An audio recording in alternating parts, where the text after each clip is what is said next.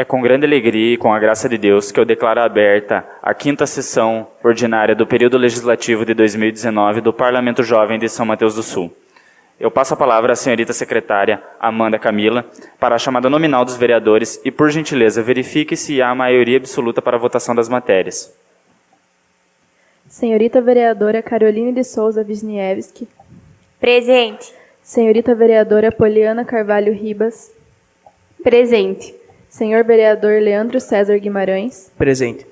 Senhorita vereadora Amanda Laís Maciel. Ausente. Senhorita vereadora Ellen Caroline Balestreri. Presente.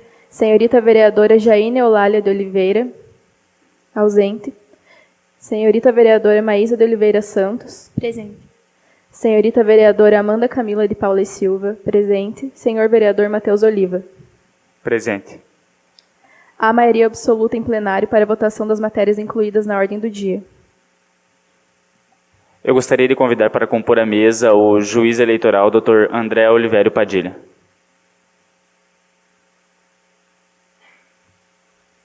E passo a palavra à senhorita secretária Amanda Camila de Paula e Silva para a ordem das matérias do dia.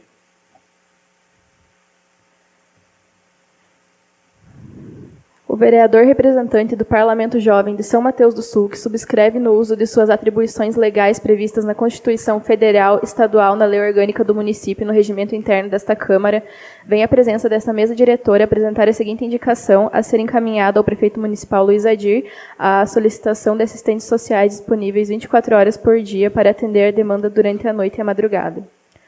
Justificativa. Notou-se a necessidade de assistentes sociais durante o período noturno, pois idosos, adolescentes e outros ficam à mercê em casos urgentes, se for fora do período de trabalho do CREAS. Por muitas vezes, houve abandono de idosos no PA, pronto atendimento, durante a madrugada, transtornos psicológicos envolvendo euforia e agressões e até surtos psicóticos, havendo chamado a polícia para a retenção do indivíduo. Porém, a presença de um assistente social seria mais indicado para o auxílio na comunicação com os mesmos.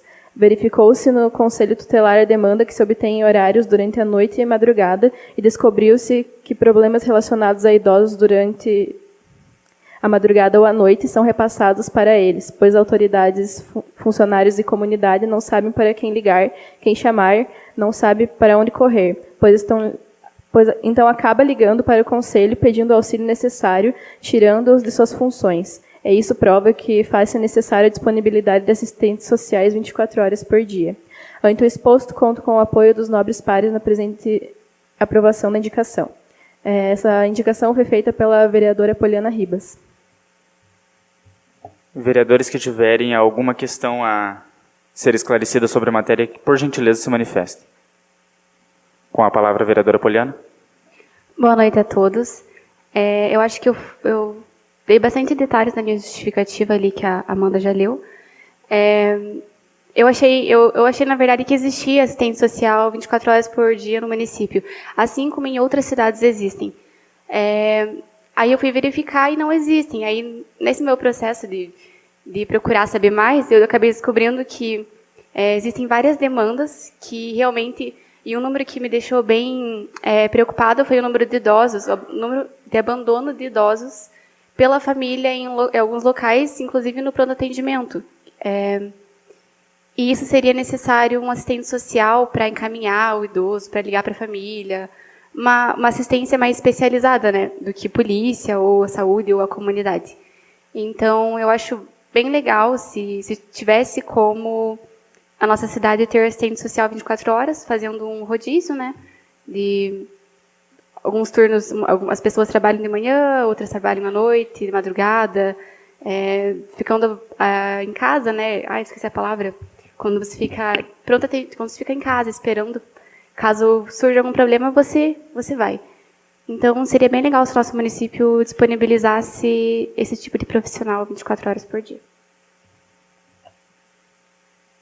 Mais alguém gostaria de fazer algum comentário? Nesse caso, declaro aberta a votação da matéria em questão e farei a chamada nominal para que o vereador se manifeste com favorável ou contrário sobre a aprovação ou rejeição da matéria. Vereadora Poliana, como vota? Favorável. Vereadora Caroline? Favorável. Vereador Leandro. A favor. Vereadora Ellen. Favorável. Vereadora Maísa. Favorável. Vereadora Amanda. Favorável.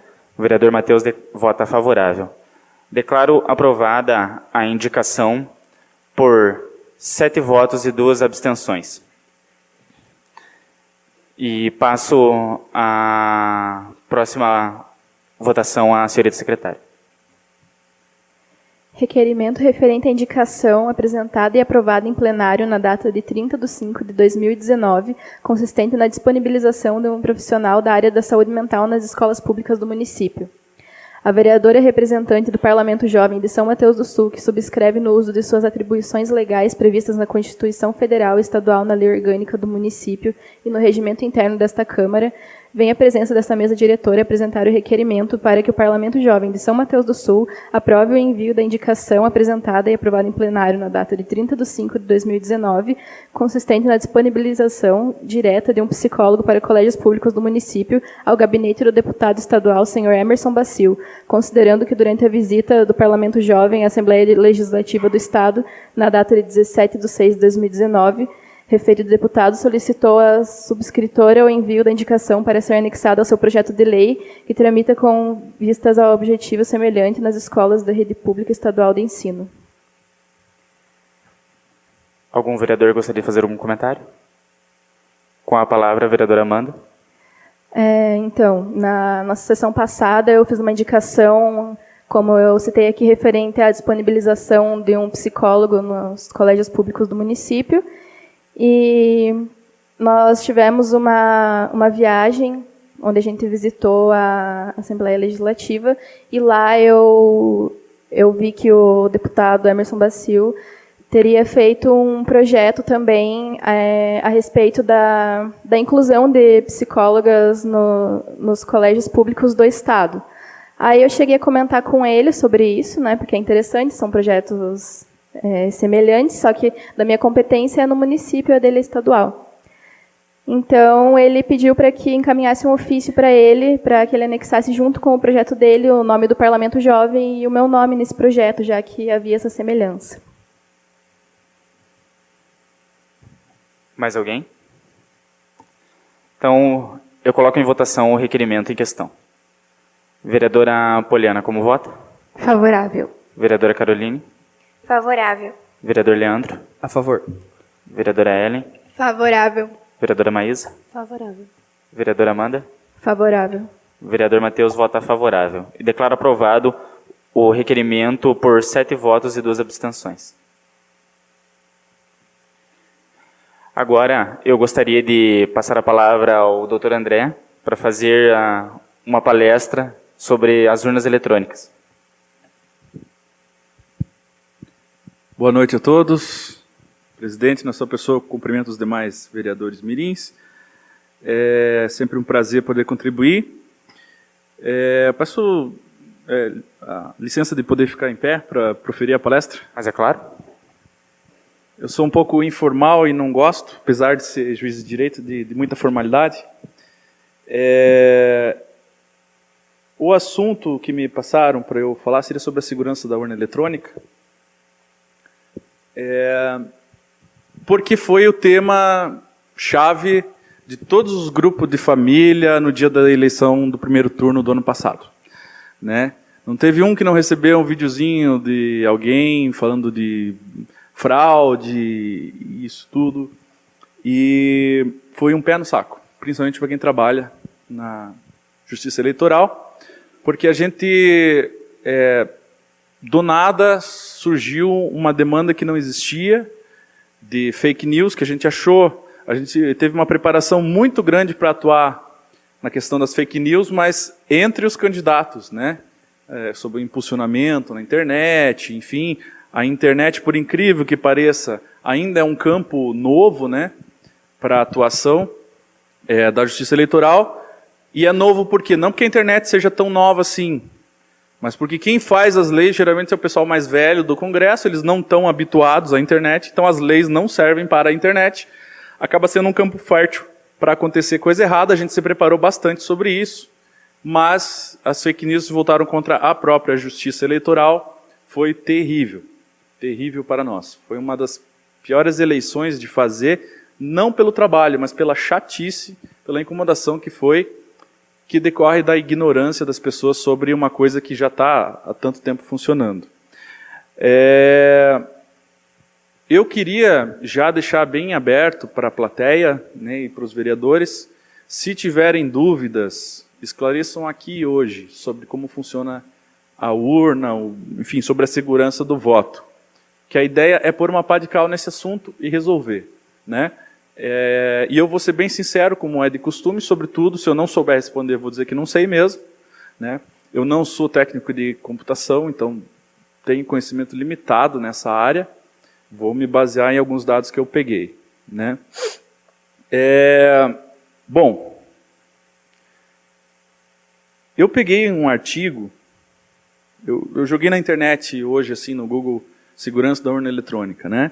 E aí eu peguei um artigo, que está publicado na JUS Brasil. Essa JUS Brasil é uma espécie de uma coletânea, que a gente usa muito para pesquisar decisões judiciais. E essa JUS Brasil tinha um artigo que, por sua vez, era de um outro site chamado Folha Política. Aí, o título é o seguinte: Grupo hacker diz que urnas eletrônicas do Brasil são propositadamente falhas e acusa vulnerabilidades. Esse é o título. E aí ele fala que o Anonymous, né, que é aquele grupo famoso que usa a máscara lá do V de Vingança, teria acusado as urnas de vulnerabilidades. O texto, ele é cheio de subtítulos que parecem links. Eu não consegui acessar esses links, apesar de parecer. E é isso que eu queria chamar a atenção para vocês. Então tem o título, que já é esse, do grupo hacker, né? Aí aparece assim: a fraude das eleições brasileiras, o sistema propositadamente falha das urnas eletrônicas. Veja também, especialista e professor da Universidade Nacional, não sei o que é o UNB, não me lembro. Diego Aranha diz que urna eletrônica é insegura. Assista, não dá para clicar. Mais de 50 países já rejeitaram as urnas eletrônicas brasileiras devido à baixa confiabilidade. Documentário da HBO denuncia fraudes, manipulações e fragilidades em urnas eletrônicas. Assista. Tribunal alemão considera as urnas eletrônicas inconstitucionais. Estados Unidos multam a Diebold, fabricante das urnas eletrônicas brasileiras, em 112 milhões por corrupção. Jornal suíço publica crítica ao cadastramento biométrico para voto no Brasil e ao sistema eleitoral brasileiro. Especialistas defendem voto impresso. Supremo julga inconstitucional o comprovante de voto impresso nas eleições. Reportagem mostra urna eletrônica violadas e manipuladas no Maranhão. Procurador dos Estados Unidos diz que fabricante das urnas eletrônicas brasileiras tem padrão mundial de conduta criminosa. Leia também. O sistema de votação com urnas eletrônicas do Brasil é seguro? 94 municípios têm registros de supostas fraudes em urnas eletrônicas em 2012. Veja a lista. Hacker de 19 anos revela como fraudou urnas eletrônicas de eleição. Urnas eletrônicas, tema repleto de acusações, fraudes e ameaças, denúncias. Ex-programador da NASA e da ExxonMobil admite que fraudou urnas eletrônicas. Assista.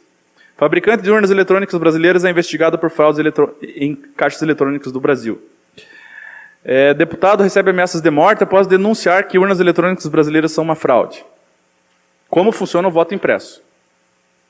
Rosiana Sarney é acusada de fraudar a eleição no Maranhão. Otário, entre aspas, faz vídeo crítico às urnas eletrônicas. Assista. Urna eletrônica tem falhas que permitem ataques e manipulações, afirmam especialistas. Urna eletrônica argentina dá goleada na similar brasileira. OAB diz que o sistema de votação eletrônico precisa ser transparente.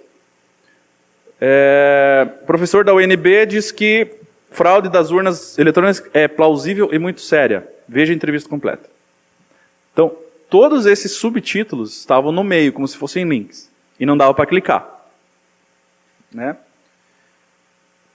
Aí eu vi que a fonte era a Folha Política, entrei lá no site Folha Política. E daí eu percebi que dá para clicar. São todas matérias anteriores a 2015, diga-se de passagem. A maioria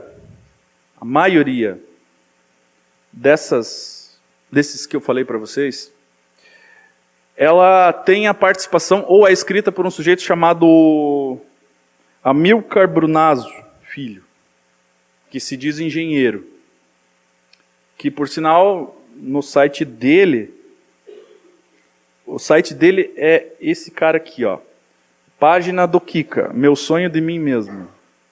Daí tem uma foto dele como engenheiro, que está de gravata, uma como Kika, familiar e amigos, e outra como Vajra Kika. Tá? Esse cara é responsável por muitas, se não quase todas, esses subtítulos ali. Esse é o especialista. Esse é o especialista que eles mencionam.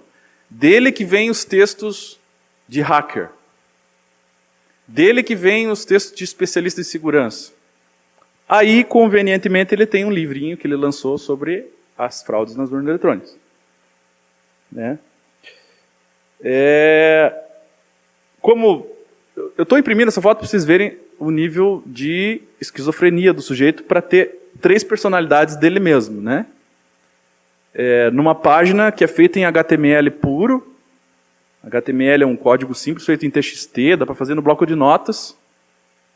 E que acho que até eu consigo entrar nessa página dele se eu quiser. Se eu estudar uns 5 minutos.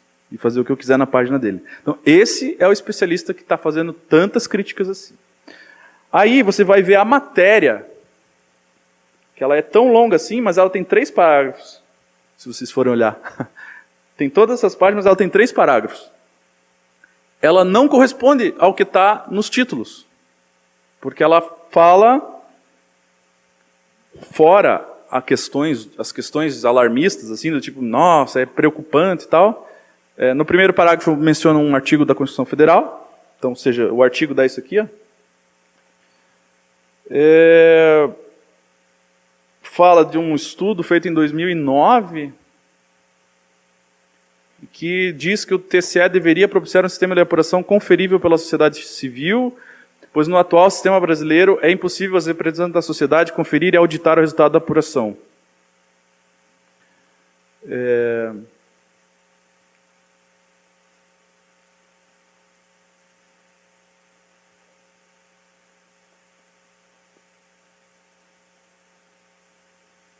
Uma máquina que pode ser programada para, além de fraudar a eleição, roubar 10% de votos, talvez de todas as 400 mil urnas do país. Ela pode ser programada para mentir a respeito de si mesma. E o último parágrafo ele fala que o problema da urna é que o software da urna se auto-verifica. Esse é exatamente o ponto fraco.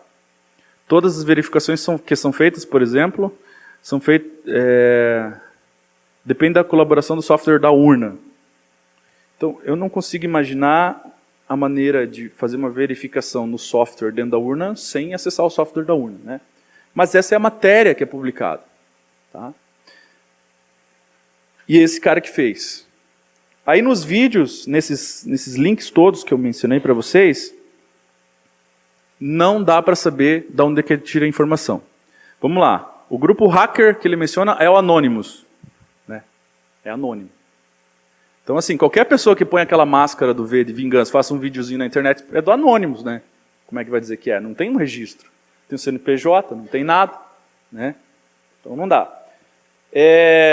Esse hacker de 19 anos que teria entrado no sistema não é identificado. Supostamente, pelo que eu notei, ele foi levado numa reunião por um delegado, que também não sei quem é, porque não diz da onde, numa reunião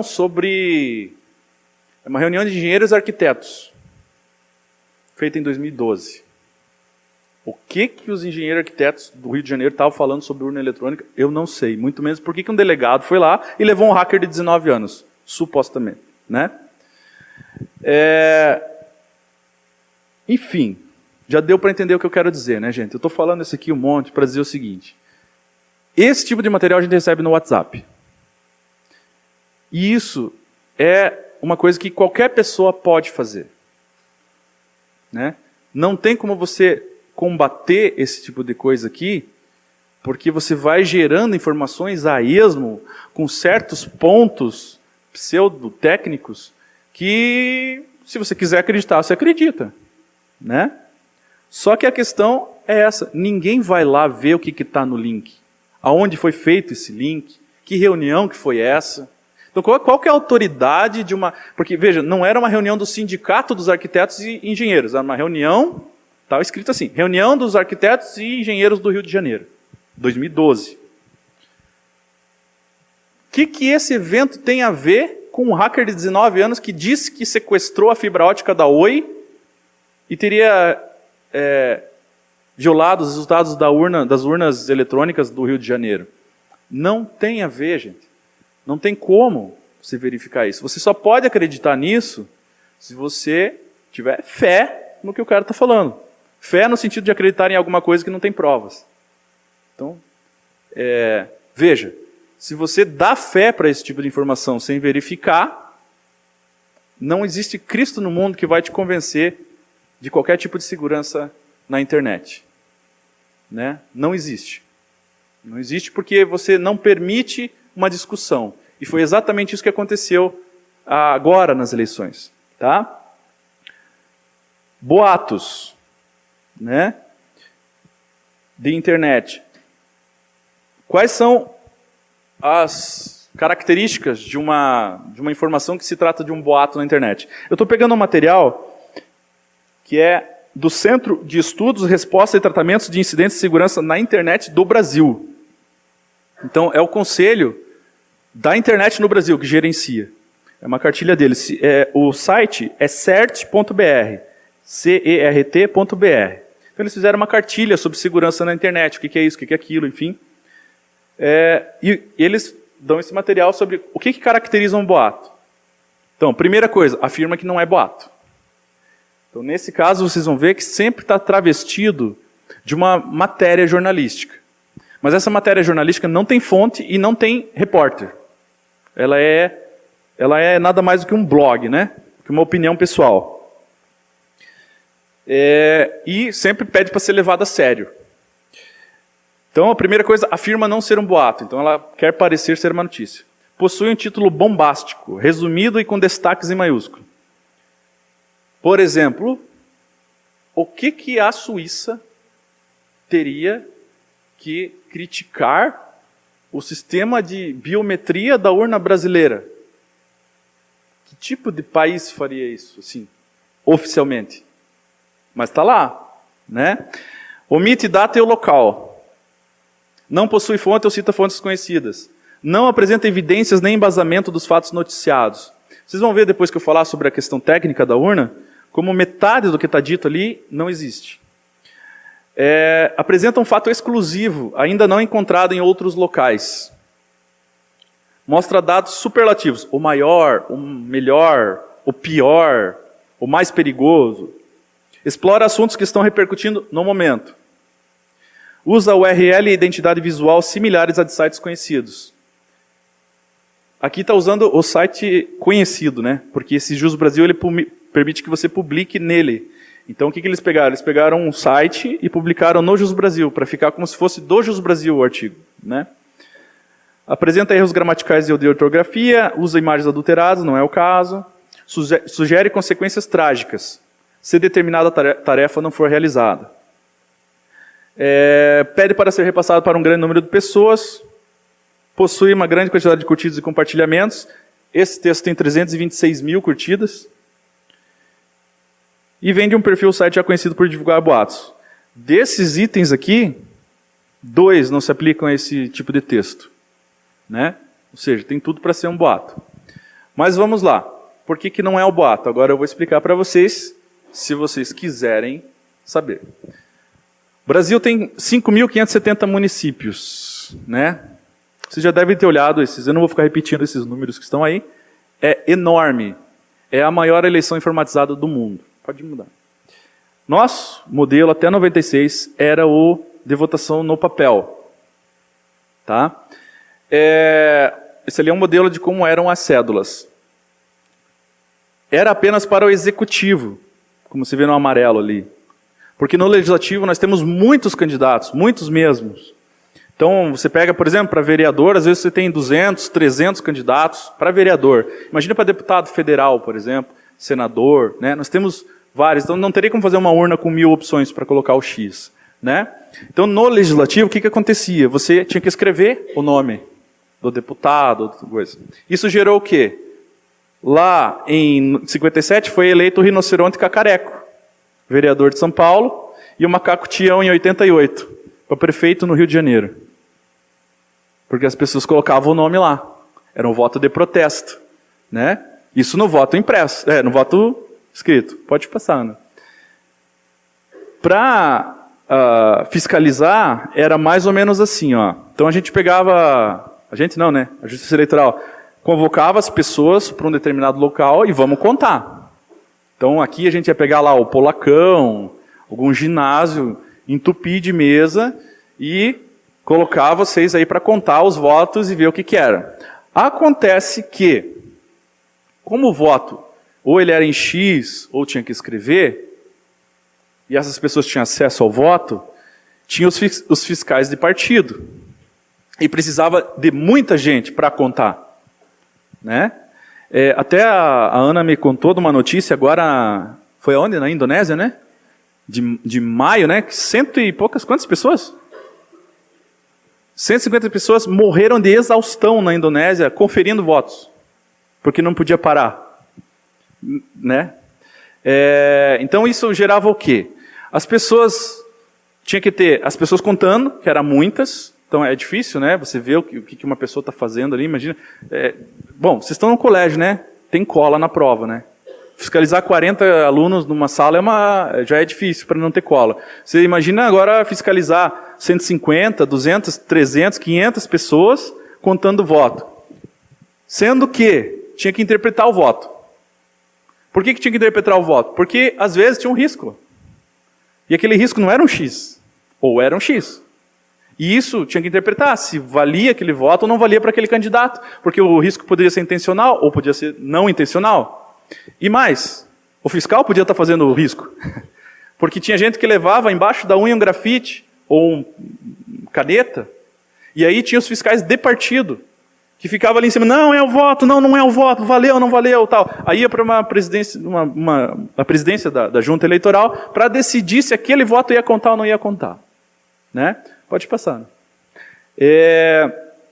Outro exemplo muito, muito recente de eficiência do voto escrito é vocês lembrarem da eleição para o presidente do Senado agora, ano passado, que tem 81 senadores, tinha 82 votos dentro da lona. Né? Então, se fosse tão seguro assim, se fosse tão maravilhoso assim, a gente não ia eleger rinoceronte, macaco, não ia ter voto a mais dentro da lona, dentro da urna de lona, né? Então, vejamos o seguinte, o voto impresso não era eficiente e não era seguro. Acontecia muito de sequestro de urna. Né? Então, a urna saía com tantos votos de lá, quando chegava com mais. Porque era simplesmente um saco de papel. Né? Outra coisa, depois que você jogava o papelzinho dentro da urna, você não sabia quem votou em quem. Né? Esse é o básico de uma votação. Então você pega um papelzinho lá, votei, coloquei dentro da urna. Eu não sei mais qual é o meu voto. Embaralha tudo lá dentro. Né? Então, esse papo que a gente tem hoje, mas eu não tenho como provar em quem eu votei, então não dá para auditar. Nunca deu para você provar em quem você votar. Porque nunca teve carbono no voto. Você nunca saiu com comprovante de quem você votou. Então, seja de papel ou seja eletrônico, você não vai poder identificar em quem você votou. Tá? E no Brasil isso é questão de segurança. Muita segurança.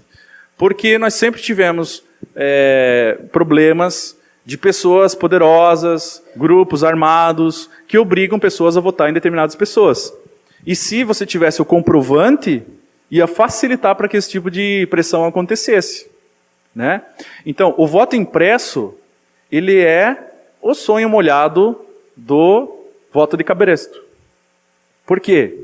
Hoje, né, no Brasil, se você paga para o eleitor votar em você, você não tem certeza se o eleitor vai votar em você. Então, o poder está com o eleitor. E muitos eleitores recebem dinheiro de corrupção dos partidos e não votam ainda por cima, né? O que eu acho uma boa vingança, né? Apesar de ser crime, né?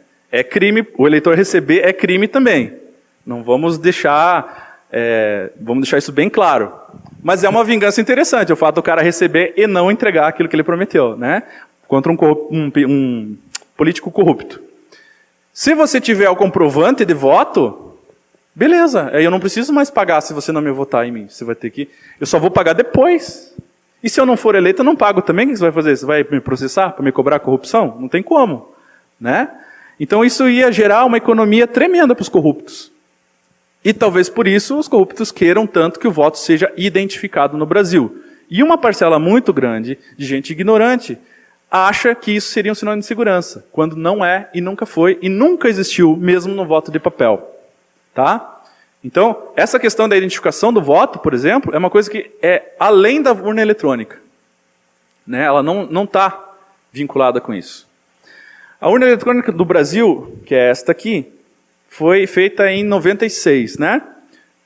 É uma equipe que envolveu Forças Armadas, Ministério da Ciência e Comunicação, INPE, enfim, é uma turma bem grande.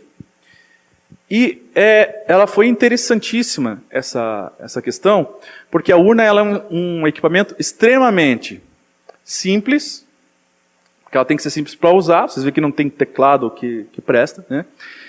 E o software e os requisitos para construir a urna foram desenvolvidos totalmente pelo Brasil e por cientistas brasileiros, gente nossa. Então, ao contrário do que parece por aí, a gente deveria ter muito orgulho do que a gente produziu. Por quê? O software que vai dentro dela é uma versão de um Linux, mas os requisitos para que ele funcionasse foram feitos por essa equipe aí, né, de pessoas. E ele não permite, por exemplo, a fabricação do hardware, da parte dura do equipamento, é realmente a empresa Diebold. É uma empresa americana que fabrica caixas eletrônicos. Tá? Então, se você vai no banco, usa a caixa eletrônica e você não sai de lá falando que o caixa te roubou, então você também não pode falar mal da empresa que produz a urna. Mas, a urna não vem com o software instalado nela. Ela não vem. Ela sai de fábrica funcionando apenas o confirma e o corrige ou o branco, um dos dois. O branco e laranja, né? Só esses dois botões vêm funcionando. Para funcionar qualquer outro tipo de software dentro da urna, tem que bater com a memória que vai ser colocada depois nela. Então ela não é que nem um computador normal. Ela vem, entre aspas, sem a memória. E essa memória é criptografada.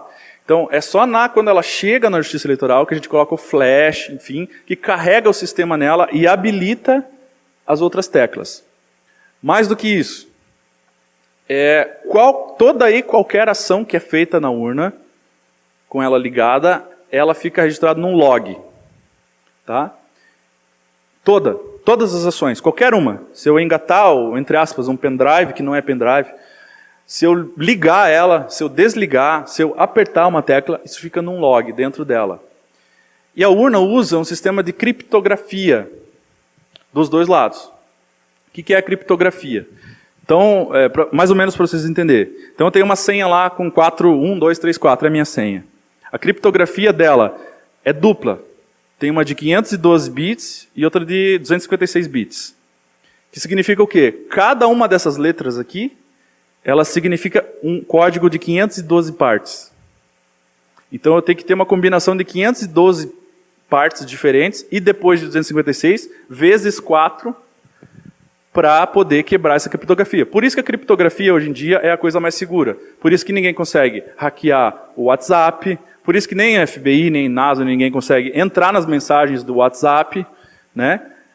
Porque é criptografado. Não porque é impossível, mas que, por exemplo, para quebrar essa criptografia da urna, necessitaria de toda a capacidade de processamento do melhor computador do mundo durante 10 anos atual. Então, não tem como quebrar essa criptografia.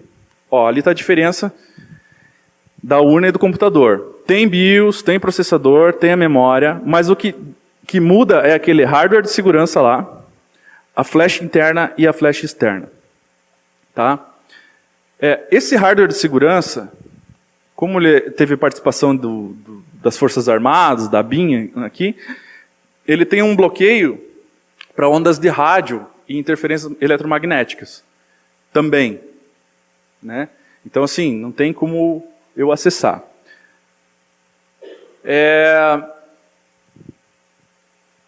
Esse eu não vou saber explicar tudo, porque é uma questão muito técnica da questão da BIOS, de como é que gera e como é que não gera, então não vou. Aí está um log, para vocês verem.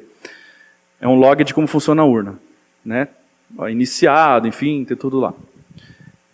Só que o mais interessante é o seguinte, ela não engata em nenhum tipo de rede ou internet. A urna é um equipamento que funciona por si só, sempre. Então, quando eu estou nas eleições, eu sempre falo que é tipo como se fosse uma calculadora. Então tá, pegaram lá, o mais novo agora é assim, mas se entraram no celular do Moro, como é que não vão entrar na urna eletrônica?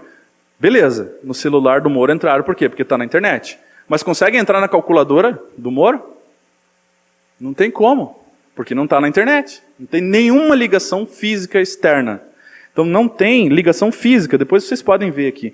Não tem como eu ligar ela num cabo de rede, não existe como eu plugar ela na internet, não tem como fazer nada. Então cada urna é um equipamento similar a uma calculadora.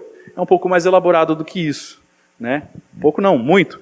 Mas eu digo que é que nem uma calculadora, no sentido de que não tem como você invadir uma calculadora à distância, né? E ela é vazia. Então ela tem um software que só serve para ligar ela e carregar e ficar esperando o software da Justiça Eleitoral, que é exclusivo da Justiça Eleitoral, né? Quem desenvolveu é da Justiça Eleitoral, não é outras pessoas. Esse software, ele vem numa espécie, num flash, que é como se fosse um pendrive. E esse pendrive tem esse código criptografado, que tem que corresponder com a criptografia da urna, né? Então ele só conecta ali. Se você pegar esse flash, né, ou pegar esse sistema da urna e tentar colocar num outro tipo de hardware, ele não cria, ele não funciona, porque ele só funciona para esse sistema homologado. Quem tem celular, é aquela história tipo como se fosse da Apple, né? O sistema da Apple é feito para o iPhone, não funciona em outros, e não tem para baixar, e se baixar não funciona direito. É mais ou menos isso, não funciona. O sistema da urna não funciona no computador, né?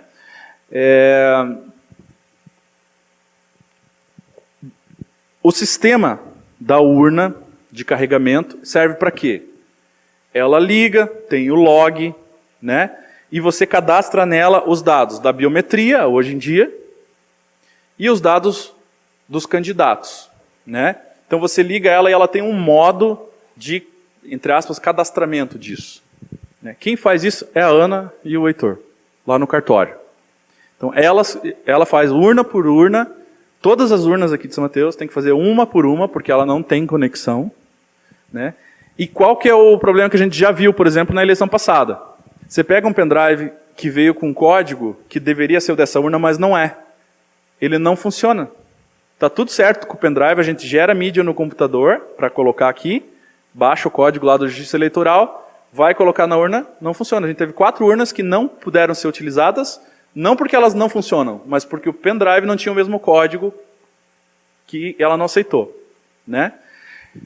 Quem cadastra, como eu falei, é o pessoal do cartório eleitoral, então não existe, sei lá, qual é aquela que sai no WhatsApp, para o cara que era uma empresa, nem a Diebold não tem acesso a isso. Acho que é Symantec, uma coisa assim. Não existe essa empresa, é o pessoal da Justiça Eleitoral, né? E tem que colocar uma por uma. Aí, gente, é chato falar sobre isso, mas por que eu quero mostrar para vocês isso? Depois de feito esse carregamento da urna, ela tem um gatilho, que você dá OK lá, ó, cadastrei, aqui estão os candidatos, aqui estão os eleitores dessa sessão. Fechei o programa. Ela só vai autorizar funcionar às 7 horas da manhã do dia da eleição. Então, nada pode ser feito em outro horário, né? Não tem como. E se você forçar esse início, você não pode depois utilizar na eleição. Tudo isso já foi desenvolvido desde 96, tá, gente? E vem sendo cada vez evoluído.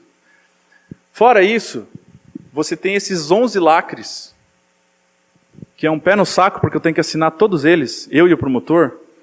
Aí só aparece 8, mas são 11, que vão em cada lugar que a urna pode ser aberta aqui, em que vai essas mídias.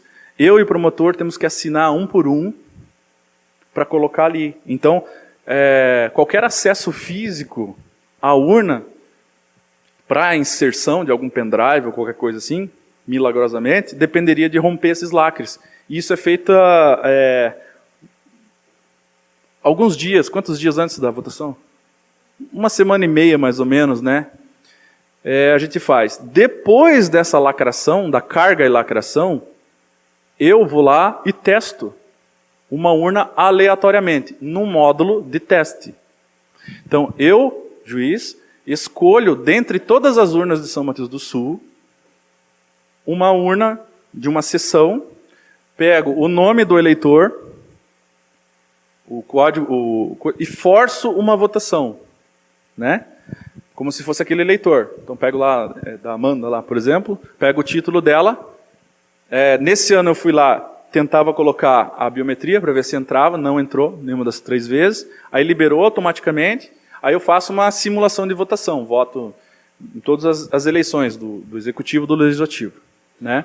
E depois verifico se o resultado bate com esse meu teste. Isso é feito obrigatoriamente, todas as eleições, né?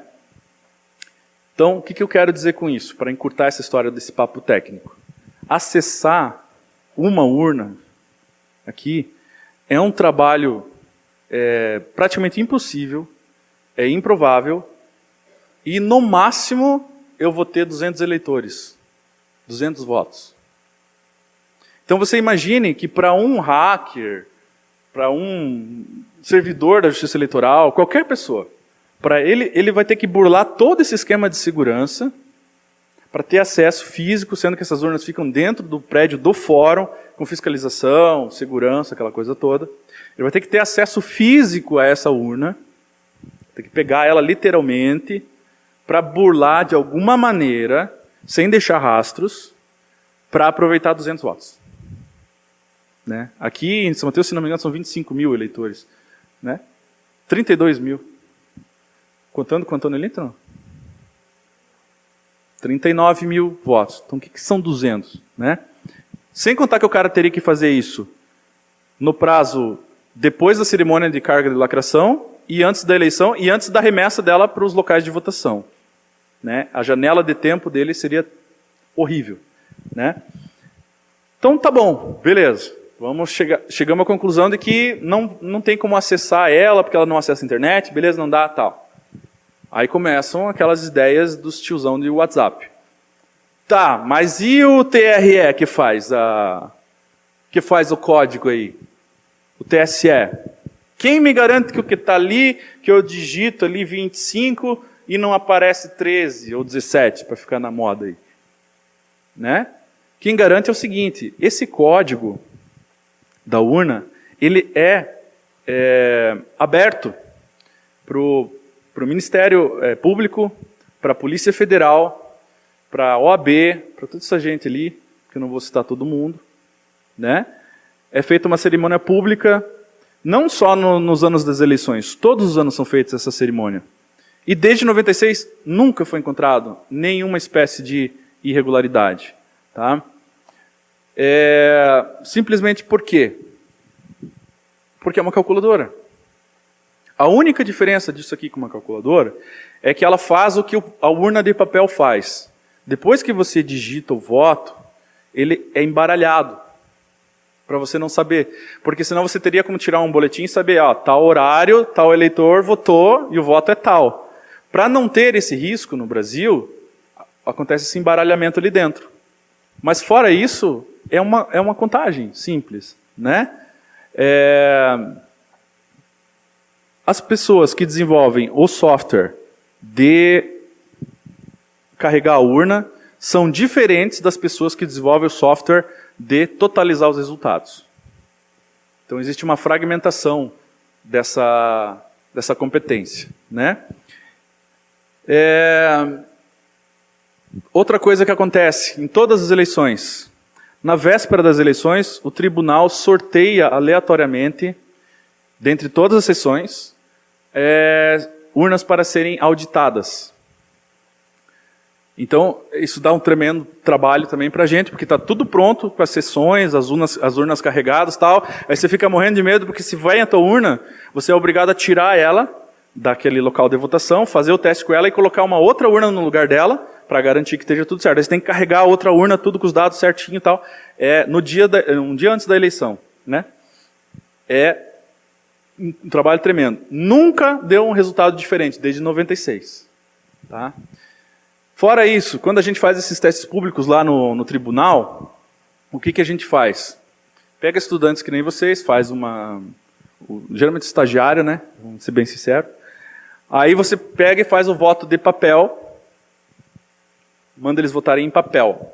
Aí eles põem esse papel numa urna. Daí alguém vai lá, outra pessoa, pega aqueles papéis e vai digitando na urna o que está no voto de papel. E daí tem que fechar o resultado um com o outro. Né? E sem um grupo saber o que está acontecendo com o outro. Nunca deu uma divergência. Como, aliás, não deu na eleição de vocês. Né? Nunca deu uma divergência também, desde 96. Qual que é o fantasma que paira aqui? O fantasma é o seguinte. Mas, eles vão dizer assim, mas eu não tenho como provar em quem eu votei. Então a urna, que é um troço eletrônico ali, pode embaralhar e dar mais votos para um do que para outro. Isso pode ser um programa que vem lá do TSE. Né? Essa é a teoria conspiratória. Isso pode vir lá de cima. E mais, como a transmissão dos resultados se dá pela internet, eu posso entrar no sistema e interferir nessa transmissão. E aí tem um problema gigante, que é o seguinte: a urna imprime não só os resultados da verificação, na verdade eu nem sei o que está aqui, boletim de urna. A urna tem a impressão, ela só não imprime o voto teu, mas ela registra. Então o que acontece? Quando você liga ela, às 7 horas do dia da votação, o fiscal tem que imprimir a chamada zerésima, que é um comprovante de que não tinha nenhum voto dentro da urna. Né? Depois, no final, ele imprime isso aqui, ó, chama boletim de urna, que aqui é do segundo turno da eleição presidencial, por isso que é tão pequeno, em que ele diz quais foram os votos de quem ganhou. Enfim, aqui nós tivemos 70 eleitores aptos, foram 50 votações, 3 brancos e 4 nulos. Deu 57 votos nisso aqui. E aí tem o resultado aqui. Isso aqui é um documento, como vocês podem ver que está aqui, ó, assinado pelo pessoal da Junta Eleitoral e eu.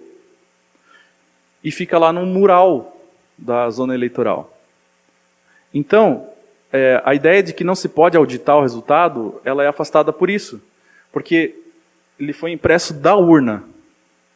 E depois que é tirado o pendrive da urna, aí sim ele é enviado para o TRE e é totalizado. Então, se aquele total for diferente desse aqui, vai dar divergência. Deu algum problema na transmissão. É uma medida muito simples, mas que resolve quase 100% dos casos. Em 2014, o Aécio Neves, que foi o perdedor da eleição, questionou justamente sobre isso. E ele contratou uma empresa de perícia e foi aberto todos as questões lá pelo TSE. E depois de 6 meses chegaram à conclusão, os peritos dele, não eram peritos da Justiça Eleitoral, de que não tinha o que apurar, que não dava para verificar nenhum tipo de irregularidade. Infelizmente, esse tipo de notícia não ganha palco. Né? Avião que voa não é notícia, só avião que cai. Né? Então, ninguém comenta esse tipo de coisa. Mas foi feita essa perícia. Ano passado, por causa dessa chuva de fake news que tinha, aqui no TRE, a gente também, o Tribunal Regional Eleitoral, convidou os partidos, polícia, um monte de gente para ir lá, abriram as urnas para verificar se não tinha nada engatado ali dentro, fecharam, viram o sistema de totalização, nada foi encontrado. Eu, André, chamei lá no fórum as 4 pessoas que reclamaram que tinha problema na urna. 4. Ah, porque eu estou aqui, cheguei lá, apertava no 1, já completava o 3. Essa era uma das reclamações. Ah, porque não confirmou meu voto, não confirmava. Outra reclamação. Era mais ou menos isso. Tá? As 4 pessoas reclamaram, tá? Uma delas não tinha seus direitos políticos, era um condenado por crime, tá? Que estava no Facebook reclamando e ele não pôde votar, porque ele não tinha direitos políticos. Então, esse já não conta, né? A reclamação dele. Imagino eu. Outra foi uma senhora que eu pedi para votar. Ela vinha aqui assim, votava e olhava para mim. E agora? Eu falei, não, vota. Ela apertava. Voto? Daí ela apertava, corrige. Reiteradamente. Ou seja, é óbvio que não vai confirmar o voto dela, porque ela estava cancelando o voto dela. Estava corrigindo o tempo todo. Né? Então ela apertava o número lá que ela queria e deletava. Né? Passou vergonha. Mas também era outra que estava no Facebook, raivosa, que era tudo manipulado, que no Brasil tinha um plano de dominação nacional e tal. Né? E aí eu fiz esse teste, gente, com uma urna. E eu chamei os representantes dos partidos que estavam divulgando essas fake news aqui, porque chega a mim, né? Eu sou aqui de São Mateus, então eu sei quem são as pessoas. Eu falei para a Ana, você manda uma intimação para essas pessoas para elas virem aqui e participar do teste. E aí eu tirei lá os hashes, né? O que são os hashes? Você liga a urna, daí você manda imprimir todos os arquivos que tem dentro dela. Essa lista de arquivos tem que bater com a lista que é divulgada pelo TRE, pelo TSE. Mandei conferir. Estava lá, fiz o horário, fiz tudo isso. Fiz essa votação simulada com esses eleitores que reclamaram. Na primeira urna, todos foram embora. E eu tinha mais 20 para testar. Ficou eu lá, de bobo, testando as outras urnas só. Sabe? Fazendo eleição simulada. Então, o que eu quero dizer para vocês?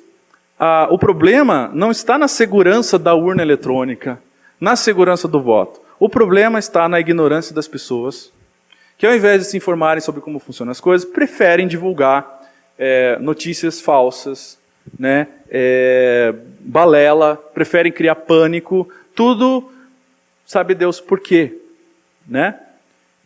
Porque, agora entrando no mérito da questão, vocês já pararam para pensar na ideia de que, vamos dar o benefício da dúvida, o TSE tem poder para alterar o código.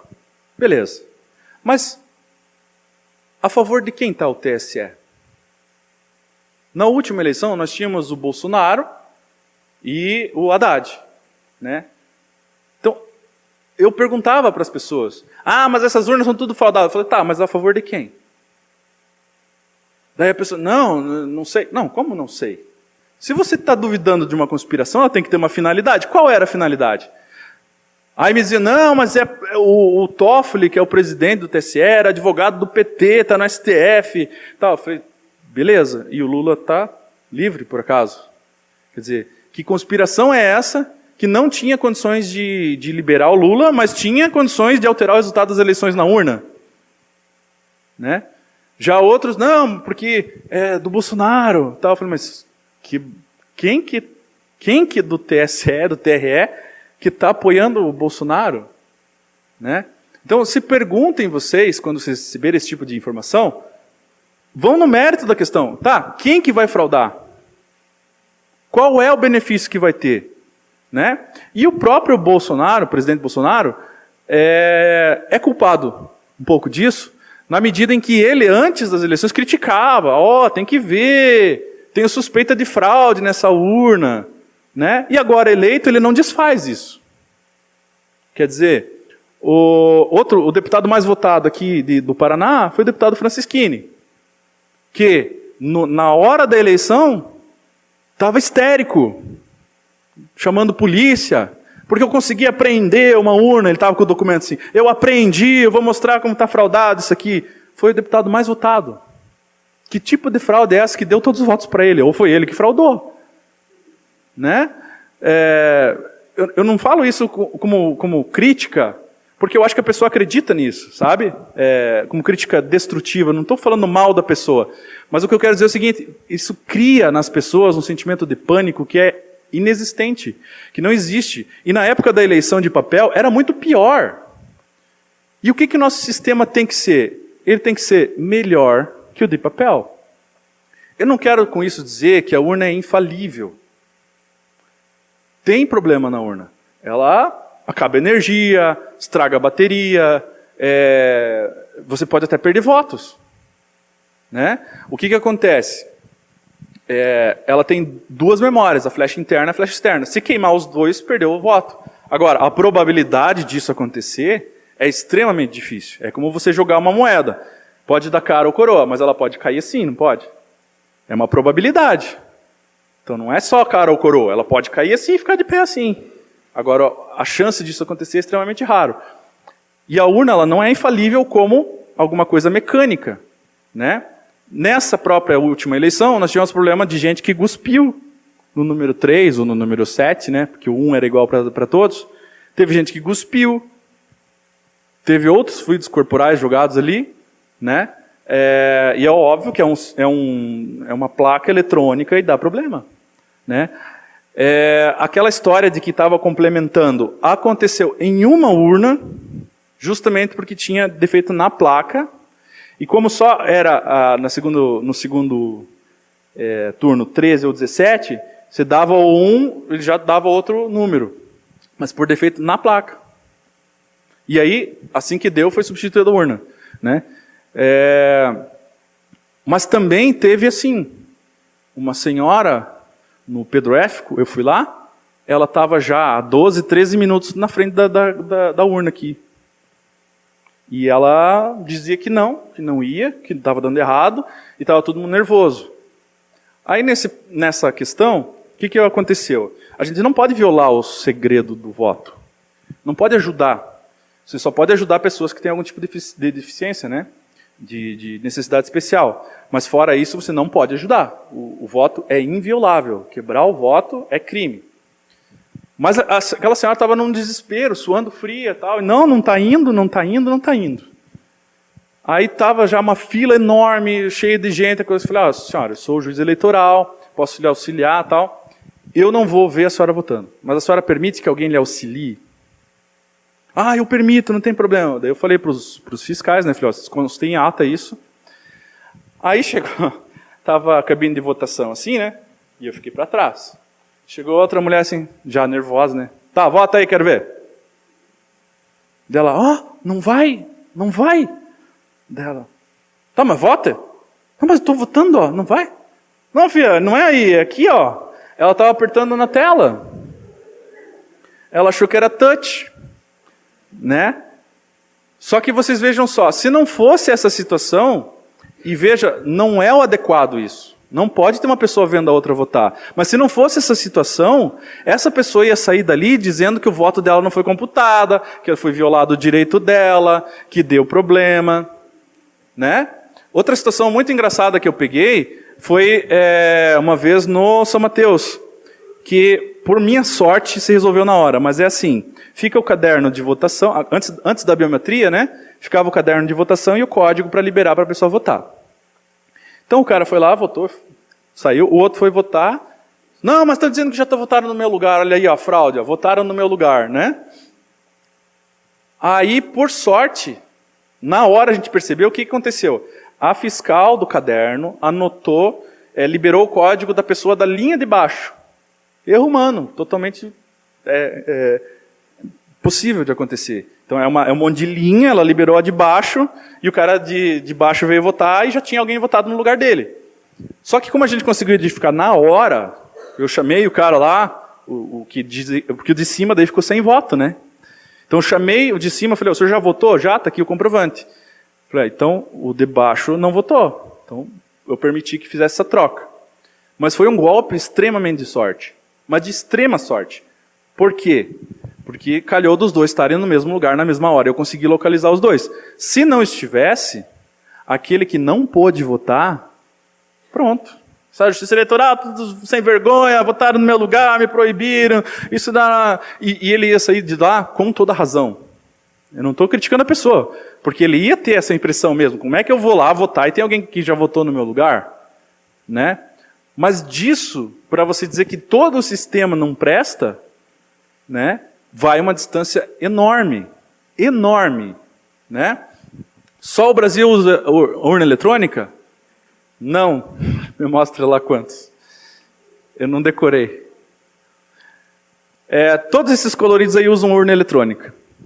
Tá? Estados Unidos usa eletrônica? Uso. Mais um para frente, Ana. Todos esses estados aí dos Estados Unidos usam urna eletrônica. Aí vocês vão dizer assim, por que a Alemanha não usa? Por que a Suíça, lá o tribunal alemão declarou tal? Porque é o seguinte, é uma questão muito simples. Para esses países onde há uma segurança muito grande no processo, eles não precisam gastar dinheiro com troço eletrônico porque funciona. A Alemanha não tem o tanto de eleitores do Brasil e a segurança, a cultura, não dá nem para comparar, né? Então eles não precisam disso aqui. Então não é que eles declararam que isso aqui não vale, que não presta, até porque não é isso aqui que eles levaram. É o método deles lá. Nós não precisamos disso, né? E teve uma certa ocasião que um sujeito me questionou, mas por que a Alemanha, que é tão assim, não usa? Eu falei, olha, a Alemanha já tomou decisões erradas antigamente, né? Já teve um histórico de decisões erradas e não é porque eles não são o parâmetro do que é certo no mundo. Eles fazem coisa errada também, né? A gente também faz coisa certa. Então, essa ideia de se colocar sempre abaixo de outros em determinados assuntos também é um viés muito ridículo nosso. Você partir do pressuposto que dá tudo errado, né? Questão da impressão do voto. Por que os outros países, então, que nem a Argentina, tem a urna que sai a impressão do voto ali do lado? Opção do país. Opção deles. Eu, particularmente, acho que para acabar com essa discussão, poderia sair o votinho aqui e cair numa urna. Não para o cara levar para casa, mas cair e ficar numa urna. Aliás, foi isso que a reforma eleitoral previu e não está acontecendo. É assim lá na Argentina. Eu acho um ótimo sistema, porque se duvidar daquela, tem a outra, né? Mas sempre eu acho que isso vai ser um gasto a mais de dinheiro. Vai precisar de mais. E sempre vai ter o caboclo que vai ficar pedindo a recontagem dos votos e sempre vai dar problema, né? Não é o sistema que tem problema ou é vulnerável. Por que eu vou ter todo esse trabalho de contratar hacker, de corromper juízes da mais alta corte, num sistema que vai invadir 5.570 municípios? Né? Eu tenho 5.570 municípios onde eu posso fazer prova de uma fraude. Se eu, com R$10, eu compro um voto. Né? A questão não é você dizer, olha, a urna é infalível, mas a questão é falar, o eleitor é falível? O que vale mais a pena? Eu gastar R$10 para comprar voto? Ou uma dentadura? Ou uma carga de areia? Ou prometer o cargo para o meu primo? Né? É muito mais prático fazer esse tipo de coisa do que estar envolvido numa conspiração gigantesca no Brasil, que até hoje não foi descoberta desde 96. Né? E o que desde 96 no Brasil tem que dura, que é tão bom assim? É difícil. Né? Então, gente, essa ideia de que outros países não usam, primeiro, é mentira, uso. Segundo, 50 países rejeitaram as urnas brasileiras. Isso não existiu e nunca vai existir. Nós não estamos colocando à venda a urna. A urna eletrônica brasileira foi feita para o Brasil. Não foi feita para outros países. Qual é o interesse nosso de dar para outros países? Usem aí e façam. O interesse é deles. Né? E vários desses países já vieram ao Brasil para pegar o nosso know-how. né? Então, outros países não têm um sistema eleitoral tão bom quanto o nosso. Aliás, o nosso é um dos únicos países que tem justiça eleitoral. Há pouquíssimos países no mundo que têm justiça eleitoral, um ramo inteiro da justiça destinado a fiscalizar e verificar as eleições, né? Isso aí já passou, esses fakes aí. O eleitor não pode ficar pedindo voto de papel. Esse código 555 aí é um negócio que, se o mesário digitasse, travava o voto do cara, ele não podia mais votar. Então isso aí foi uma grande trollagem que colocaram para as pessoas, né?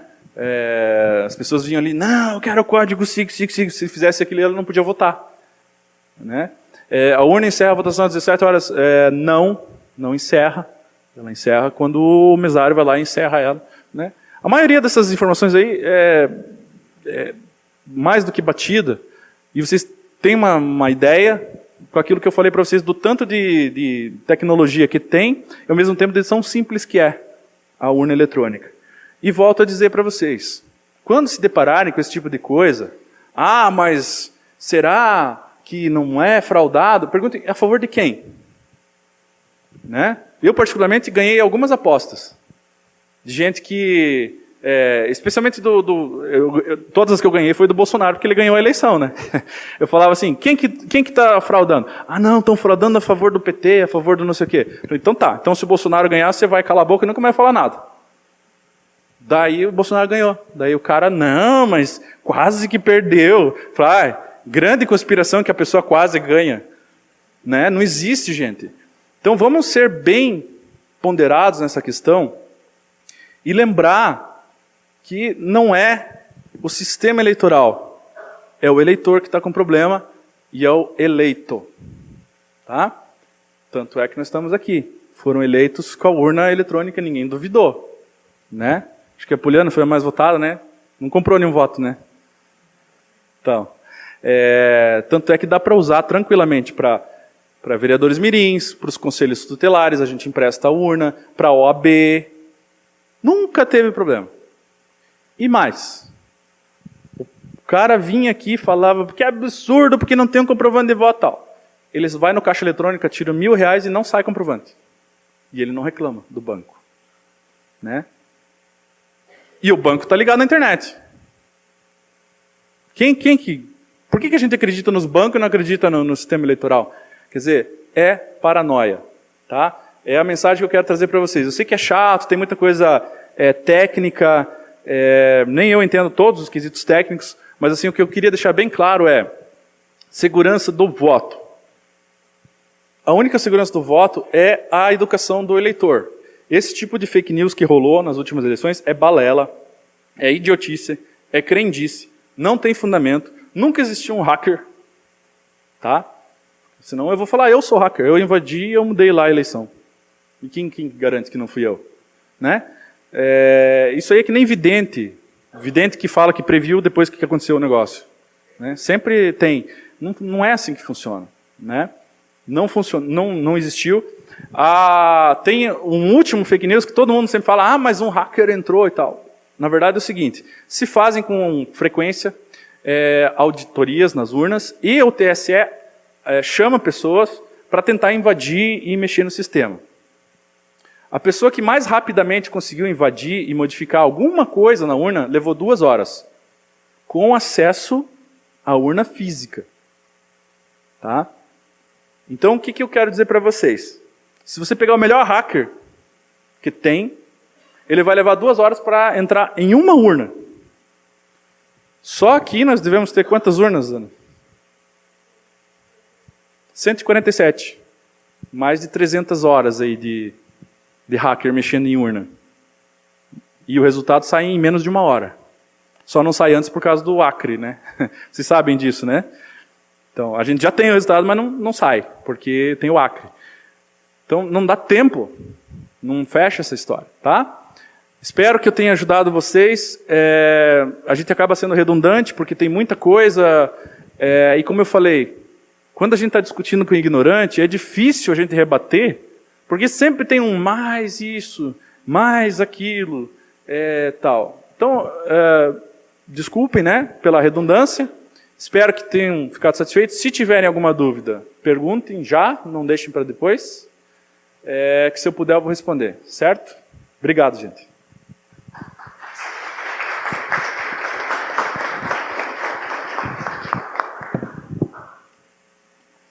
Alguém tem alguma pergunta?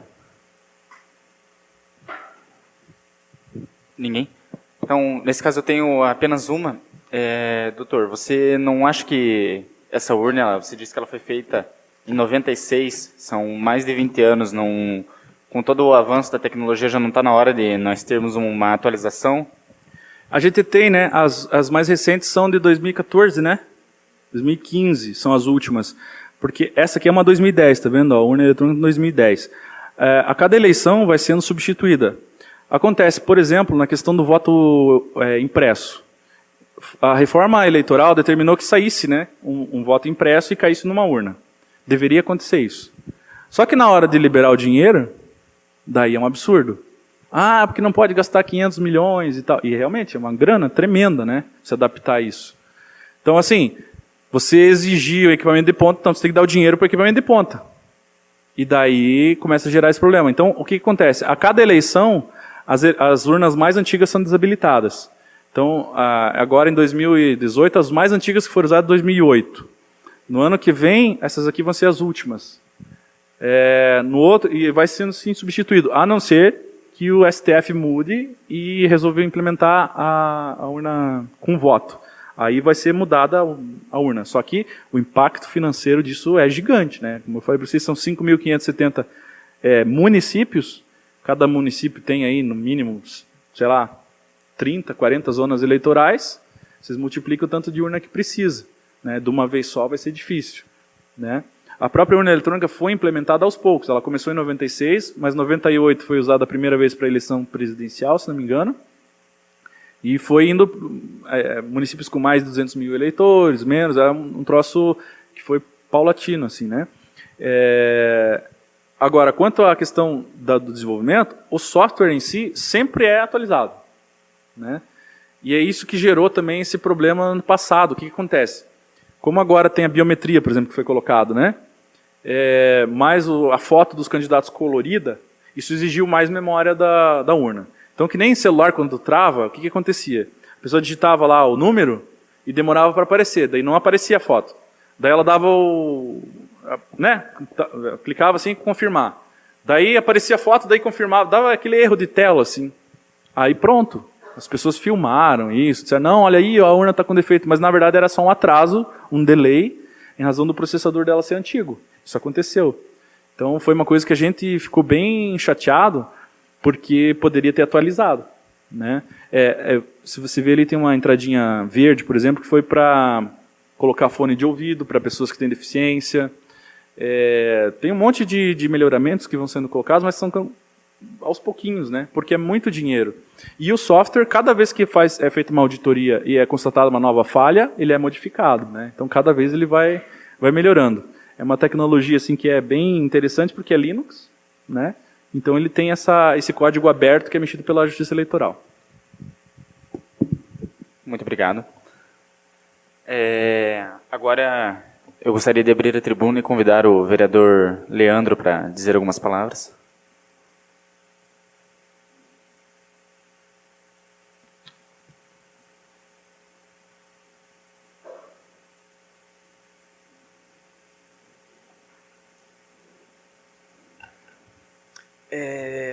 Primeiramente, boa noite a todos os presentes. E eu gostaria de falar um pouco sobre a oportunidade que nós tivemos de fazer uma viagem para Curitiba, semana passada, aqui, os vereadores mirins. Eu queria agradecer por todos que possibilitaram essa viagem, por todos que acompanharam a gente, incentivaram, que foi algo muito produtivo.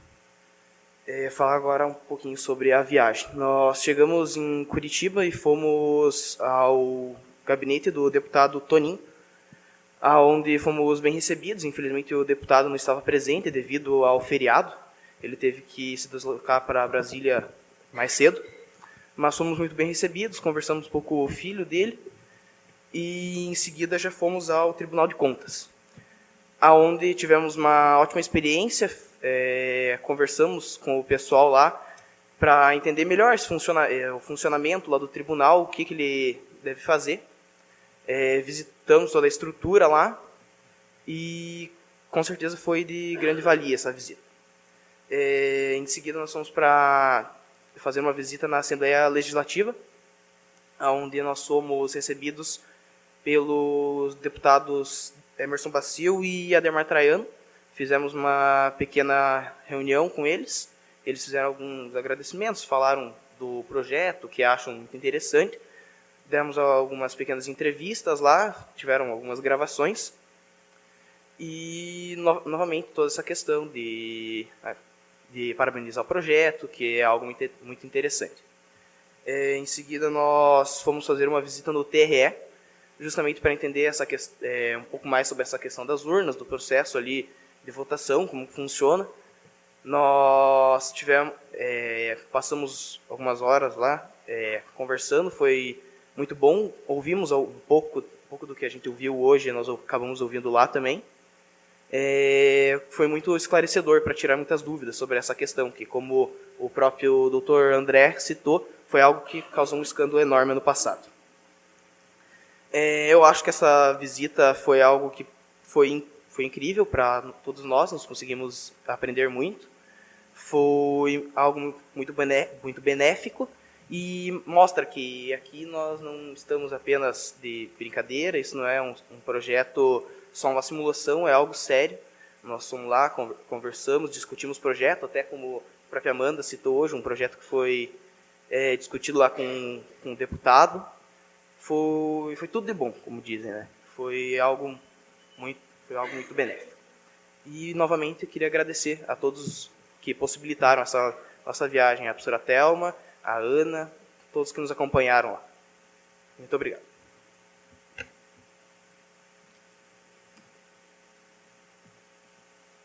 Agora eu gostaria de chamar a vice-presidente Caroline para ocupar o cargo de presidente brevemente, enquanto eu faço uso da tribuna livre.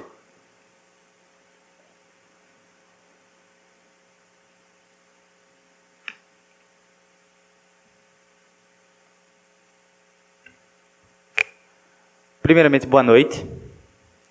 Senhora presidente, doutor André, alunos, professores, Ana Cláudia, Heitor, diretora Thelma, senhor presidente Nereu, chegou agora. Agradecer primeiramente a presença de todos. E aqui eu queria ser bem breve, apenas para fazer um agradecimento ao doutor André pela excelente palestra que ele deu hoje. Foram muitos conhecimentos, muito pertinente esse combate contra o sensacionalismo da fake news, que é recorrente e causa muita polêmica hoje em dia. E prestar uma pequena homenagem com simples agradecimentos, porque ele está deixando o cargo de juiz eleitoral, infelizmente, ou felizmente, né? Eu não sei. Estará um passo mais distante juridicamente desse projeto, mas sempre vai estar presente acompanhando, compartilhando os conhecimentos dele com todos nós. Então, obrigado, doutor André, que você seja feliz na sua nova função. E obrigado a presença de todos. Essa sessão foi uma sessão um pouco mais curta. Eu acho que bom, né, para vocês. As últimas sessões foram extremamente longas. Mas é isto. Boa noite. Obrigado.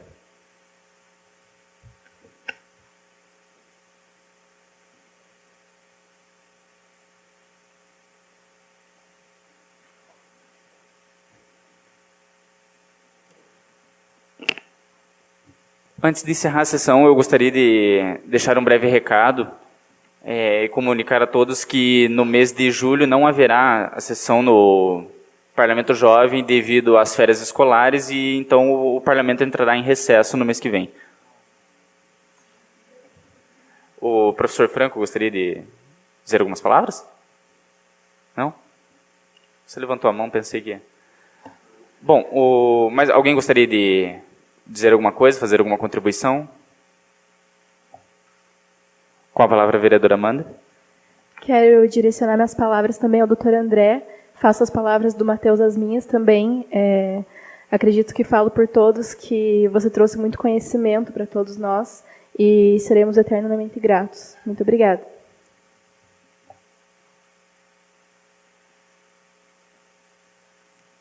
Bom, então seria isso. Obrigado mais uma vez a presença de todos. E assim eu declaro encerrada a sessão do Parlamento Jovem de São Mateus do Sul.